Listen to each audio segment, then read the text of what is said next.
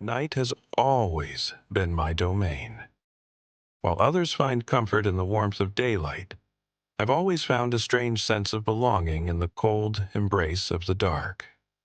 Maybe it's the quiet, or maybe it's the thrill of not knowing what's just beyond the edge of your flashlight beam. Whatever it is, it shaped me into who I am today, a guide for those brave enough to venture into the unknown. They call me the Night Watcher.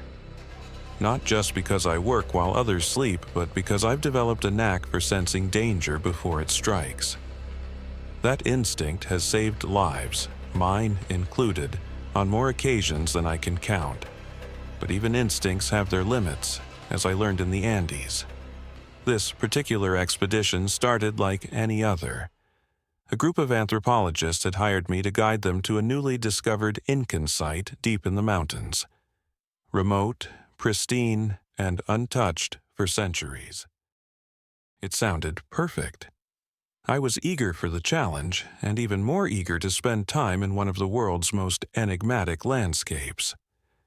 We began our trek in Cusco, hiking through winding trails that snaked higher and higher into the peaks. By the third day, we were surrounded by jagged cliffs and valleys that seemed to stretch forever. The air grew thinner, colder, and quieter. You'd think the altitude would make me uneasy, but I thrived in it. Every breath felt like a gift, every step a reminder of how small we are in the face of nature's grandeur. We reached the ruins on the sixth day, a sprawling site perched precariously on a rocky ledge overlooking a deep ravine.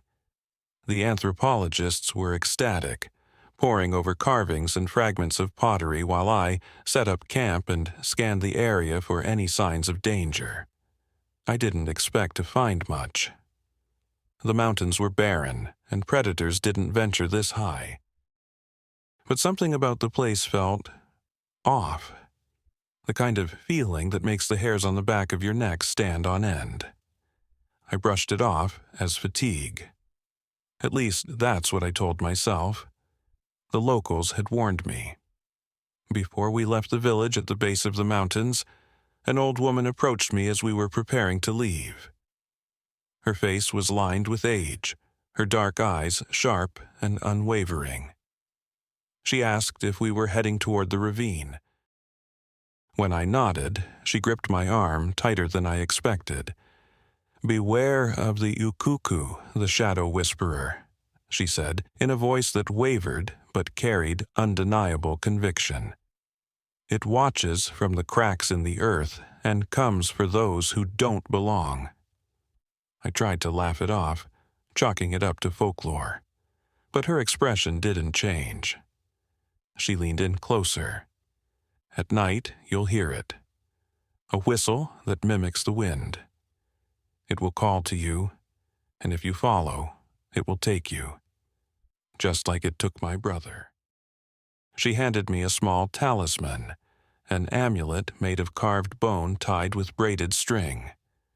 It won't stop it, but it might make it pause. I didn't believe her, of course. I've heard hundreds of these stories. The wilderness breeds legends.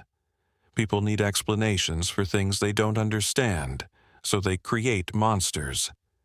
Still, I took the amulet. It felt wrong to refuse. I stuffed it into my pack and didn't think about it again. At least, not until that night. On the sixth night, everything changed. The team had retired to their tents after a long day of cataloging artifacts. I stayed by the fire, as always, scanning the surrounding slopes with my thermal binoculars. The flames crackled softly, and the only other sounds were the faint rustle of the wind and the occasional shift of rocks in the distance. Then it came. A whistle. Soft, faint, almost like the wind, but with a strange melody that didn't belong. It rose and fell, a haunting tune that seemed to come from everywhere and nowhere at once. My stomach churned. The old woman's words echoed in my mind. "It will call to you." I gripped my knife and flashlight, trying to convince myself it was nothing. probably just the wind funneling through the ravine. But the sound came again, louder this time, and with it came a sense of something watching. I told myself I was imagining things, but my instincts said otherwise. I stepped away from the fire, following the sound toward the ravine. The air grew colder with every step, and the silence was oppressive, like the entire world was holding its breath. And then I saw it.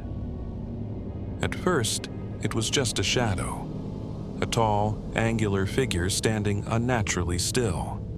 My flashlight flickered as I adjusted my grip, my pulse pounding in my ears. The figure stepped forward, and the light caught it. It wasn't human. It wasn't an animal either. It was something in between, or something entirely other. Its limbs were impossibly long and thin, its joints bent at awkward angles.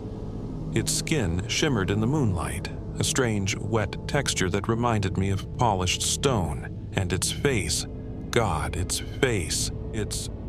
No eyes, just two deep slits where its nose should have been. Its mouth was wide, too wide, filled with uneven, jagged teeth. It tilted its head, as if studying me, and let out a sound. A low, resonant noise that seemed to vibrate through my chest. It wasn't threatening, but it wasn't friendly either. It felt curious.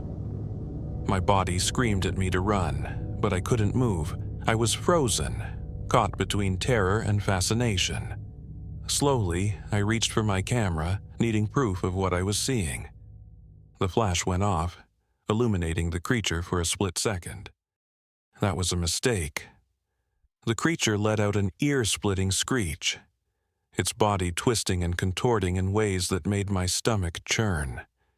Its limbs bent backward as it scuttled up the ravine wall with unnatural speed. In seconds, it was gone, swallowed by the darkness. I stumbled back to camp, my legs weak beneath me. When I reached the fire, I collapsed onto a log, shaking. I checked the camera, hoping the photo would validate what I'd seen. But the image was a blur, a distorted figure barely distinguishable from the surrounding shadows. The next morning, I found tracks near the ravine, long, clawed imprints that didn't match any animal I'd ever encountered. I took a plaster cast of one, though I wasn't sure why. What could I do with it? Who would believe me? The talisman was still in my pack. I pulled it out and held it for a long time. Maybe the old woman had been right. Maybe it had paused because of this small, carved charm. Or maybe I was just lucky. When I left the Andes, I promised myself I'd forget what happened. But the whistle still haunts me, echoing in my dreams. And sometimes, in the dead of night, I think I hear it again. I've tried to rationalize it over the years, convincing myself it was just the wind or a trick of the mind. But deep down, I know better. The mountains hold secrets older than we can imagine, and some are best left undiscovered. The creature I encountered wasn't just a story or a legend. It was a warning, a reminder that the natural world still has mysteries that defy understanding. So if you ever find yourself in the Andes and you hear a whistle carried on the wind, don't follow it. Stay close to the fire, hold tight to your talismans, and remember, some things in the darkness are better left alone.